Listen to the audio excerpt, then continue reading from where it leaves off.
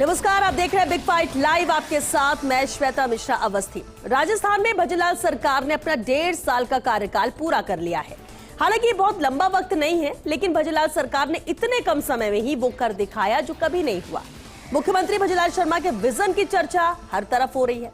CM Bhajanlal के फैसलों ने खूब सुर्खियां भी बटोरी हैं। फिर चाहे ईआरसीपी पीकेसी समझौते की बात हो या फिर शेखावाटी अंचल को पेयजल की सौगात देने वाली यमुना जल समझौते की बात की जाए, भाजपा के संकल्प पत्र के वादे के मुताबिक 450 रुपए में गरीबों को रसोई गैस सिलेंडर देने की योजना हो या कर्ज से डूबे हुए प्रदेश में पेट्रोल डीजल पर वैट कम करके राहत देना हो, ऐसे कई तमाम फैसले हैं जो सीएम भजनलाल शर्मा ने अब तक के कार्यकाल में पूरे किए हैं। डबल इंजन सरकार के इसी कामकाज के दम पर मुख्यमंत्री ने कांग्रेस नेताओं को खुला चैलेंज दिया है। उन्होंने कहा कि वे खुले मंच पर आकर तुलना कर लें। हमारे 1.5 साल का हिसाब उनके 5 साल के शासन पर भारी पड़ेगा। आज बात इसी खास मुद्दे पर।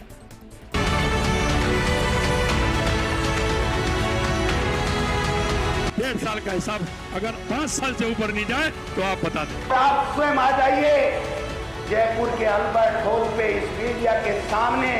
आज भी देश को जरूरत कांग्रेस की है, कांग्रेस की नीतियों की है।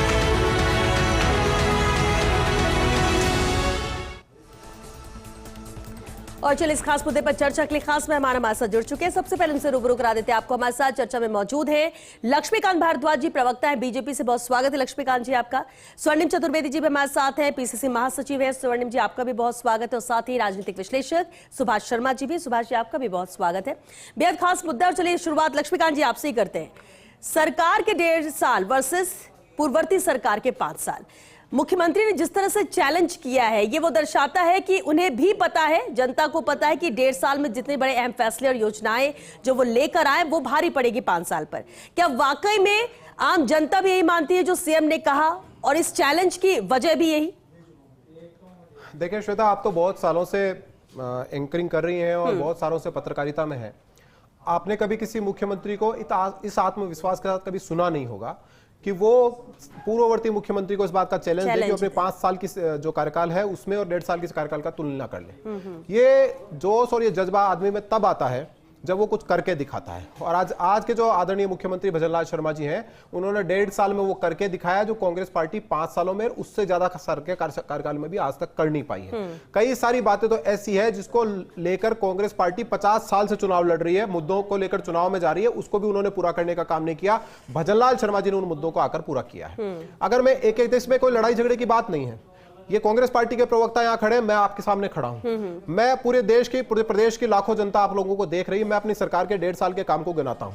ये अपनी सरकार के 1.5 साल के कामों को गिना दे, जनता इसका फैसला कर लेगी। देखिए, किसी क्षेत्र में ऐसा कोई क्षेत्र नहीं है जहां 1.5 वर्षों में ऐतिहासिक कीर्तिमान भारतीय जनता पार्टी की सरकार ने, मुख्यमंत्री भजनलाल शर्मा जी की सरकार ने रचे ना हो।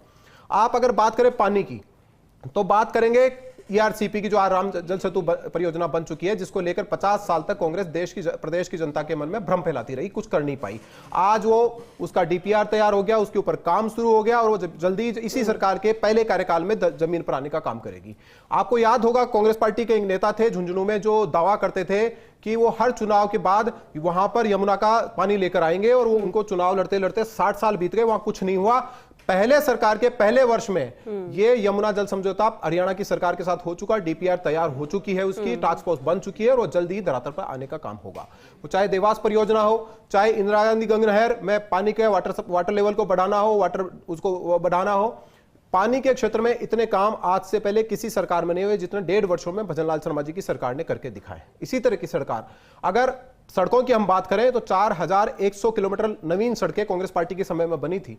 अभी 9600 किलोमीटर सड़कें भारतीय जनता पार्टी के 1.5 वर्ष के कार्यकाल में बनकर तैयार हो चुकी हैं। अगर हम बात करें रोजगार की, तो इनके 1.5 वर्ष के इन्होंने 5 साल में क्लेम किया, इन्होंने क्लेम किया कि हमने 2.5 लाख लोगों को नौकरी दी, जबकि लोग नहीं मानते हैं। अभी 1.5 वर्ष में 1 लाख से ज्यादा नियुक्ति पत्र दिए जा चुके हैं और 1 लाख से ज्यादा भर्तियां पाइपलाइन में है। आगे के वर्षों के भी भर्ती कैलेंडर जारी कर चुके हैं।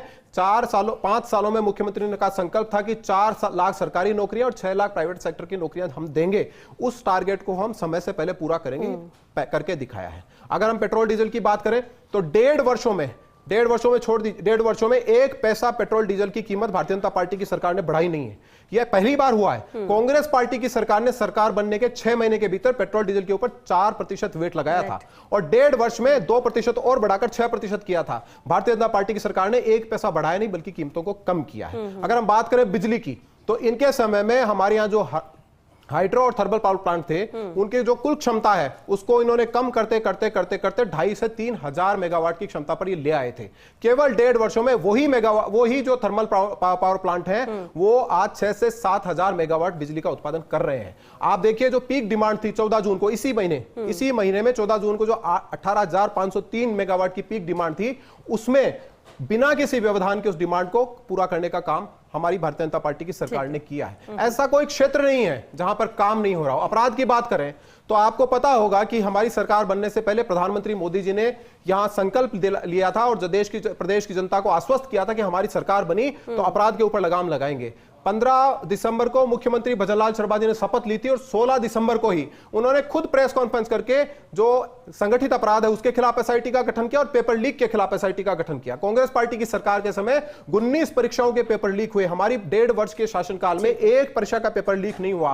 300 से ज्यादा ऐसे अपराधी जिन्होंने इनके समय में पेपर लीक करके राजस्थान के 70 लाख छात्रों का भविष्य बर्बाद किया, सलाखों के पीछे मिलान किया। मेरे पास बहुत सारी चीजें, मैं आपको कितनी लंबे समय से गिना सकता हूं। इनके समय में अपराधी हर शहर में हर गली में अपराध करते थे। हमारी सरकार ने 1300 से ज्यादा ऐसे अपराधी जो इनामी अपराधी हैं उनको सलाखों के पीछे भेजने का काम आपने किया। कहा हर क्षेत्र में काम किया, यही वजह है कि 1.5 साल में एक लंबी फहरिस्त है जो आप बता भी रहे हैं कि कितनी अहम योजनाएं, कितने अहम फैसले लिए गए जो दशकों से नहीं लिए गए किसी सरकार के द्वारा।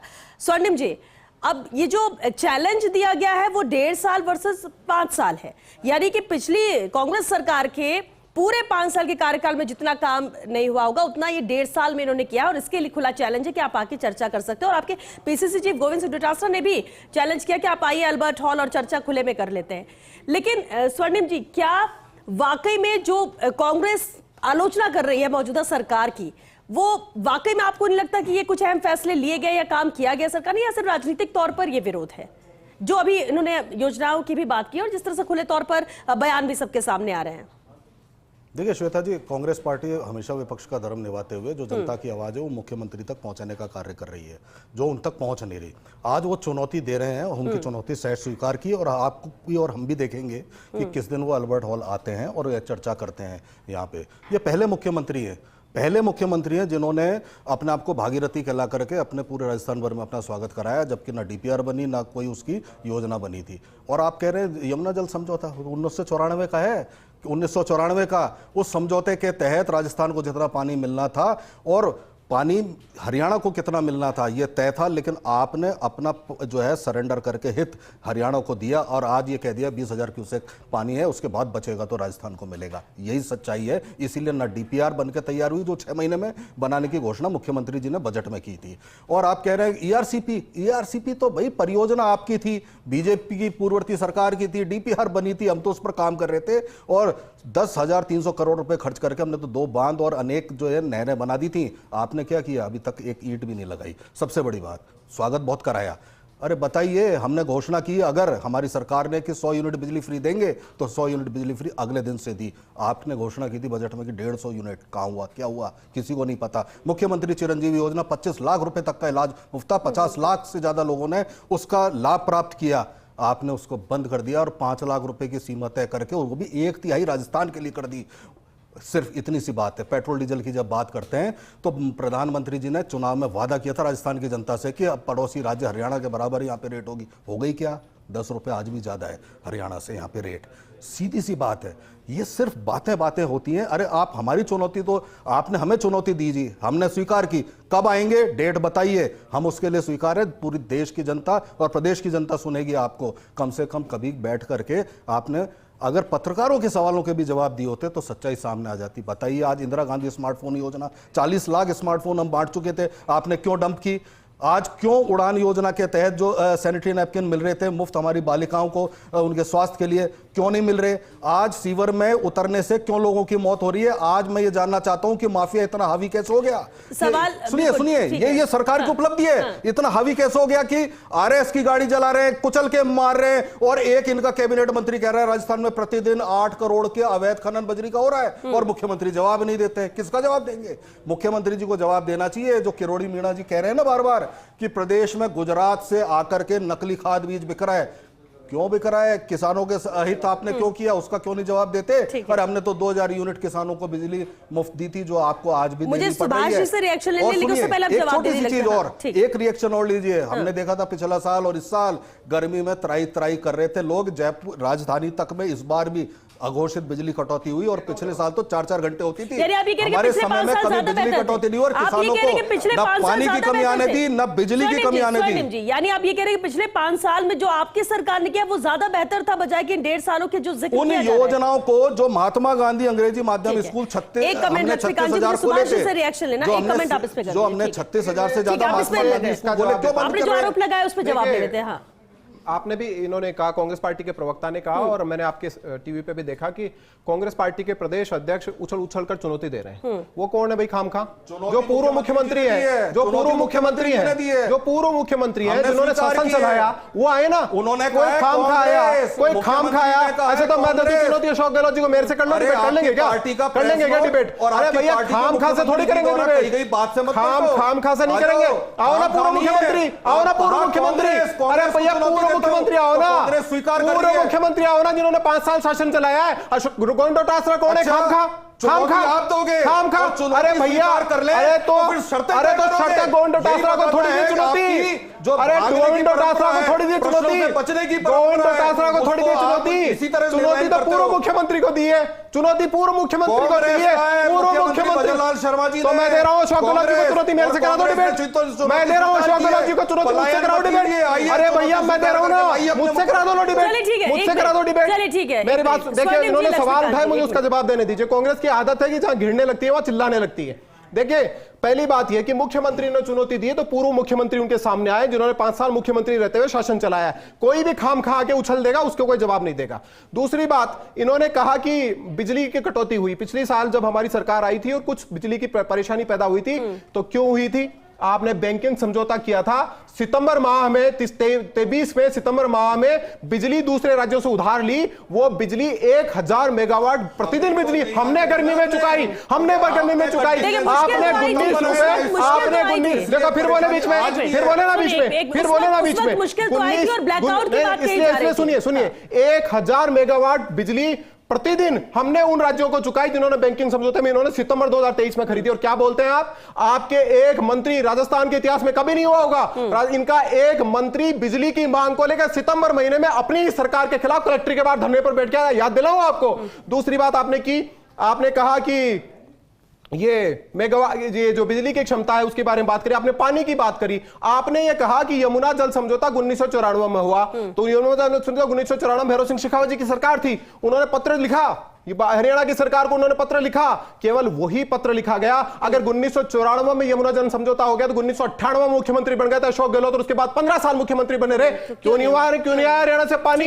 ये झूठे लोग जिन्होंने आज तक राजस्थान को लूटने का काम किया है, वो आज यहाँ आकर बातें करते हैं। चुनौती दी है मुख्यमंत्री जी ने, आ जाए पूर्व मुख्यमंत्री जी, कर ले बात। ठीक है, आपने ये कहा कि मौजूदा सीएम ने पूर्व मुख्यमंत्री को चुनौती दी है कि वो आए, वो अपना काम बताए 5 साल को, और ये 1.5 साल का थोड़ी करेंगे। सुभाष जी करूंगा। सुभाष जी राजनीतिक विश्लेषक है। सुभाष जी, बिल्कुल ईमानदारी से रिप्लाई, क्योंकि मुद्दा ही हमारा यह है कि 1.5 साल वर्सेस 5 साल।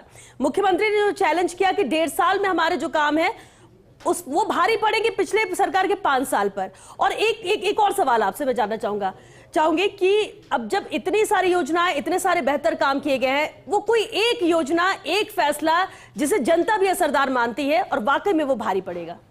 दोनों के देखिए, ये जो बात है ना किसी भी इलेक्टेड रिप्रेजेंटेटिव की, कि वो सामने आकर चुनौती देता है, तो इसका मतलब है कि वो हिपोक्रेट तो नहीं है, हिपोक्रेसी से तो दूर है। बात यहां ये आ रही है कि अशोक गहलोत से मुकाबला है। असल में एक स्टॉलवर्ट है, 3 बार के मुख्यमंत्री हैं और घात पॉलिटिशियन है। जमीन से जुड़े हुए पॉलिटिशियन हैं और ड्राइंग रूम के पॉलिटिशियन हैं, किचन कैबिनेट संभाल के चलते हैं। जितने लोग अशोक गहलोत ने पीसीसी अध्यक्ष रहते हुए जोड़े थे, वो आज भी अशोक गहलोत के वफादार लोगों में शामिल हैं, एक आध को छोड़ दें तो अशोक गहलोत इस मामले में मास्टरपीस है। लेकिन अशोक गहलोत से मुकाबला एक नए मुख्यमंत्री का होने जा रहा है। तो यहां एक वही वाली बात है 98 में जब भानु सिंह शेखावत हुआ करते थे, स्टोलवर्ड थे, पॉलिटिशियन थे जबरदस्त, और वही चीज जो आज दिखाई दे रही है वो 98 में हम लोगों को दिखाई देती थी। तो ये तो चुनौती मौजूदा डिस्पेंसेशन के साथ में और भजनलाल जी के साथ में है। मुख्यमंत्री भजनलाल शर्मा के सामने एक बड़ी चुनौती है अशोक गहलोत जैसे घाघ पॉलिटिशियन को जवाब देना और उनके मुकाबले में अपनी परफॉर्मेंस को साबित करना। यह बात जरूर है, यह बहुत ब्रेव स्टेटमेंट है। यहां अशोक गहलोत को, जैसा कि अभी चर्चा चल रही है, अशोक गहलोत को सामने आना चाहिए। यदि मुख्यमंत्री ने यह चुनौती दी है तो अशोक गहलोत जो 3 बार के मुख्यमंत्री हैं प्रदेश के, उनको सामने आना चाहिए और अपनी बात को रखना चाहिए कि हमने क्या किया था और आपने क्या किया। अशोक गहलोत की पहली सरकार 98 की जो थी, उसमें जयपुर में बरामदे खाली कराने का एक ऐतिहासिक फैसला हुआ और उसमें अशोक गहलोत को बहुत क्रेडिट मिली। हालांकि उसके बाद अशोक गहलोत की सरकार के साथ में बहुत मीमांसा हुई है और अभी भी मीमांसा करके किताब तक लिखी जा सकती है। पूरी सिनॉप्सिस हम भी बता सकते हैं। अशोक गहलोत का जो पिछला कार्यकाल है, जिसकी अभी बात चल रही है, भजनलाल जी जो बात कर रहे हैं, मुख्यमंत्री भजनलाल शर्मा जो कहना चाह रहे हैं, वो बेसिकली 3.5 सालों का वो दौर गिनाना चाह रहे हैं जिसमें अशोक गहलोत की सरकार गिर गई थी। मुख्यमंत्री भजनलाल शर्मा के साथ ये प्लस पॉइंट जरूर आ गया है पॉलिटिकली कि वो जो 3.5 साल हैं उसका जवाब अशोक गहलोत के पास में नहीं होगा। इसलिए भजनलाल शर्मा इसमें भारी पड़ते दिख रहे हैं और जनता भी इस बात को महसूस कर रही है। जहां तक बात लोकप्रियता की योजना की बात है, लोकप्रिय योजना में पानी, चूंकि राजस्थान मरुधरा है, राजस्थान के लोग पानी के लिए बहुत तरसते रहे हैं। इसमें यदि कोई सरकार ईमानदारी से काम करती है, लेकिन बात यहां यह आती है कि कहते हैं, कहावत है कि it's hard to learn but it's must hard to unlearn. हमारे राजनीतिज्ञों को जुमलेबाजी, बयानबाजी, बातें करा लो, भाषण दिलवा लो, इसमें मास्टर होते हैं हमारे। इसीलिए संभवतः ये जो प्रेजेंट डिस्पेंसेशन है, इसको केंद्रीय नेतृत्व ने, ये जो नए लोग हैं, भजनलाल शर्मा जैसे, दिया कुमारी जैसे, प्रेमचंद बैरवा जैसे, इनको शायद इसीलिए कमान सौंपी होगी कि नए लोगों के जहन में, सबकॉन्शियस माइंड में जो फ्लॉपी होती है वो भरी हुई नहीं होती है, तो नए फैसले, नवाचार करने की स्थिति में होते हैं। क्योंकि जो सीखे सिखाए लोग हैं वो बोलना, हिपोक्रेटिक स्टेटमेंट देना जान चुके होते हैं। 20-30 साल जब पॉलिटिक्स में हो जाता है आदमी, तो उसको वो पक्का खड़ा हो जाता है। संभवतः ये एक भूमिका रखी गई होगी इनको लाने के पीछे। तो ये बात भजनलाल शर्मा को और भजनलाल शर्मा की टीम को ध्यान रखना है, क्योंकि ये बयान तो ठीक है, हो सकता है कि इसमें कंपैरिजन में भजनलाल शर्मा 1.5 साल को अति उत्तम कह के, सर्वश्रेष्ठ कह के गिना लें, और अशोक गहलोत के वो 3.5 साल जो सचिन पायलट की वजह से सरकार एक तरह से विकलांगता की शिकार रही, उसमें भारी पड़ सकते हैं। लेकिन काम चीजों को आप जिन सिनेरियो की बात कर रहे हैं, बिल्कुल ठीक है कि क्योंकि कांग्रेस बोलती है कोविड का टाइम शुरू में निकल गया, फिर राजनीतिक उठापटक ये चलती रही, बहुत कुछ था जो पिछली सरकार ने, इसके बावजूद हमने अहम फैसले लिए। लेकिन सबको अगर अलग किया जाए, सिर्फ काम को देखा जाए, तो क्या एक लाइन में जवाब, क्या 1.5 साल वाकई में 5 साल पर भारी है या फिर नहीं, वो अपने स्तर पर सही साबित हो रहे थे और ये अपने स्तर पर रफ्तार से काम कर रहे हैं? देखिए, जहां तक मौजूदा सरकार की बात है, मौजूदा सरकार जो दस्तूर है सरकारों का, इधर से उधर अफसरों का तबादले करना और एक तबादला इंडस्ट्री को जारी रखना, उससे थोड़ी सी दूर रही है। और कल को यदि हम छोड़ दें अपवाद स्वरूप, कल पहली बार ऐसा लगा कि भाई कोई तबादला वबादला किए गए हैं सरकारों का। देखिए, ब्यूरोक्रेसी जो है ना, वो एक तरह की आपकी वफादार है, वो सरकारी नौकर है, आप वो किसी के खास नहीं होते हैं, वो सरकार के डायरेक्शंस को फॉलो करने वाली ब्यूरोक्रेसी होती है। हाँ, ब्यूरोक्रेसी ये बात जरूर है कि अनगढ़ लोगों के लिए, अपढ़ लोगों के लिए एक बेकाबू घोड़ा भी हो सकती है। लेकिन जो देखने में आ रहा है कि तबादला उद्योग से मौजूदा सरकार दूर है, और वो जो एक परिपाटी चली आ रही थी उसको भी दूर करने की कोशिश की गई है। संभवतः तबादलों में ज्यादा नहीं पड़ना चाहिए, जो मौजूदा सिस्टम है उसको मैक्सिमम यूटिलाइज करना चाहिए, वो सरकार कर रही है। 1.5 साल वर्सेस 5 साल, एक कमेंट। देखिए, सीधी सी बात है, कांग्रेस पार्टी ने पूरा कोरोना मैनेजमेंट के साथ आर्थिक स्थिति खराब होने के बावजूद प्रदेश की जनता को कोई तकलीफ नहीं आने दी। चिकित्सा से लेकर के शिक्षा के क्षेत्र में अभूतपूर्व कार्य किए। ऐसे 1 या 2 कार्य भी अगर भजनलाल सरकार ने किए हों तो आप बताइए, 2.5 लाख लोगों और 1.25 लाख लोगों की तो हमारी नौकरी पाइपलाइन में थी, उनके आप जब चिट्ठियां बांटते उनके ज्वाइनिंग की, तो आप उसको अपने नहीं बता सकते। बहुत खुशी होगी, आप काम करें, लेकिन सीधी सी बात है, अगर चुनौती दी है आपने कांग्रेस को, तो कांग्रेस ने चुनौती स्वीकार की है। हमें इंतजार होगा कि किस दिन बीच में आते हैं जनता के और चुनौती के तहत क्योंकि पेपर लीक भी बहुत हुआ है, उससे भी युवा नाराज थे। ये भी एक बड़ा मुद्दा पिछली बार बीजेपी पेपर के तो पास 10वीं का भी लीक हो गया, एनसीसी का लीक हो गया, यूनिवर्सिटी का लीक हो गया, आरएस का पेपर खुला मिल गया, ये इसी सरकार में हुआ है। नीट का पेपर लीक हो गया, बहुत सारी चीजें हो गई और अभी तो सीधी सी बात है निर्णय की स्थिति है। सरकारें आएंगी बदलेंगी, ये होता ही रहेगा, इस पर लगाम नहीं लग सकती क्या, या कोई सरकार नहीं लगा पाएगी? पूरे देशव्यापी लगाम लगानी पड़ेगी। हमने पहले भी ये कहा था और अब प्रधानमंत्री जी ने भी इसी बात को एंडोर्स किया है। देखिए दोनों बातें हैं। जनता जानती है कि अगर इतना बड़ा माहौल है पेपर लीक पर रोक लगाना, तो पिछले 1.5 साल में एक भी पेपर लीक क्यों नहीं हुआ? कोई एक पेपर लीक के आप आज सरकार के खिलाफ आंदोलन कौन लोग कर रहे हैं? सरकार के खिलाफ आंदोलन किस बात को लेकर हो रहा है? कांग्रेस टाइम में भ्रष्टाचार हुआ, उसको आप करिए, उसके लिए आंदोलन हो रहा है। आंदोलन किस बात के लिए हो रहा है? परीक्षा की तिथि आगे बढ़ाओ। क्या आंदोलन इस बात के लिए हो रहा है नौकरियां निकालो? क्या आंदोलन किसी और इश्यू के लिए हो रहा है? अगर कांग्रेस आज ये जनता मान चुकी है कि राजस्थान में भजनलाल शर्मा जी की सरकार इस प्रदेश के हित में लगातार काम कर रही है, इसीलिए आपको प्रदेश का पूरा इस तरह का माहौल दिख रहा है। वरना हमने सरकारें देखी है और सरकारों के विरोध जन आंदोलन को देखा है और किस तरह सड़कों पर लोग उतर आते हैं सरकारों के खिलाफ। लेकिन आज इस सरकार के पक्ष में जो माहौल पूरे देश में बना, प्रदेश में बना, और इसी के कारण 7 उपचुनाव हुए थे राजस्थान में, जिसमें 1 सीट थी हमारे पास। भजनलाल शर्मा जी के नेतृत्व में 5 राजस्थान का चुनाव था और तौलिए को यूं घुमा दिया, तौलिए को यूं घुमा दिया, बोरिया यूं घुमा दिया, बोरिया यूं घुमा दिया। एक सवाल का जवाब, एक मिनट स्वर्णिम जी, एक सेकंड। देखिए एक सवाल का जवाब इसलिए क्योंकि एक सवाल बार बार उठता है कि नए मुख्यमंत्री पहली बार विधायक बने, पहली बार सीएम बने, 1.5 साल का कार्यकाल, इतनी बड़ी योजनाएं, इतने सारे फैसले, सब उनके हक में जाता हुआ नजर आ रहा है, इसलिए वो चैलेंज भी कर रहे हैं। लेकिन क्या भजनलाल सरकार के 1.5 साल के कार्यकाल को पिछले 5 साल से इतना, या बीजेपी सरकारों के 5 साल से तुलना की जाए तो क्या उसमें भी आपको लगता है कि उस हिसाब से रफ्तार तेज है, उस हिसाब से फैसले बेहद अहम लिए गए इन 1.5 सालों में? देखिए 5 साल पहले क्या सरकार चली है, उसकी तुलना आगे की सरकार से होगी। वसुंधरा राजे जी ने 5 साल सरकार चलाई, उसकी तुलना कांग्रेस पार्टी कर लेती, हिम्मत थी तो। उनमें उनके पास उनका जैसा विजन नहीं था, उनका जैसा काम नहीं था, इसलिए कर नहीं पाई। आज हमने काम करके दिखाया, इसलिए आज कह रहे हैं, खुले मंच पे कह रहे हैं और चुनौती देकर कह रहे हैं, आ जाए ना पूर्व मुख्यमंत्री, कर लेना बात। अपनी सरकार के 5 साल और हमारी सरकार के 1.5 साल पे दे रहे, खुली चुनौती दे रहे, कोई बंद कमरे में थोड़ी दे रहे। आके बात कर ले, हमने काम किया इस प्रदेश की जनता के हित में, ईमानदारी से काम किया, इसलिए आज सबको दिख रहा है। और देखिए क्या प्रदेश की स्थिति थी, आज से किसी से छुपी हुई है क्या? महिला अत्याचार में नंबर 1, बेटियों के साथ रेप के मामले में नंबर 1, बच्चों की तस्करी के मामले में नंबर 1, यहां से साइबर अपराध के मामले में नंबर 1। क्या प्रदेश बनाकर रखा था आपने? क्या प्रदेश बना रखा था माथे पे? शुक्रिया सुभाष जी, स्वर्णिम जी, लक्ष्मीकांत जी, बहुत शुक्रिया आप सभी का इस चर्चा में शामिल होने के लिए, क्योंकि मुद्दा बड़ा है, इसके लिए वक्त और चाहिए, लेकिन हमारी डिबेट के लिए वक्त इजाजत नहीं दे रहा है। बहुत शुक्रिया इस चर्चा में शामिल होने के लिए। देखिए इतना तो तय है, 5 साल वर्सेस 1.5 साल। मुख्यमंत्री भजनलाल शर्मा सीधे चुनौती देते हैं, चैलेंज देते हैं पूर्व मुख्यमंत्री को कि आप अपने 5 साल और हमारे 1.5 साल देख लीजिए, बेहतर ही होगा, वो उस पर भारी ही पड़ेगा।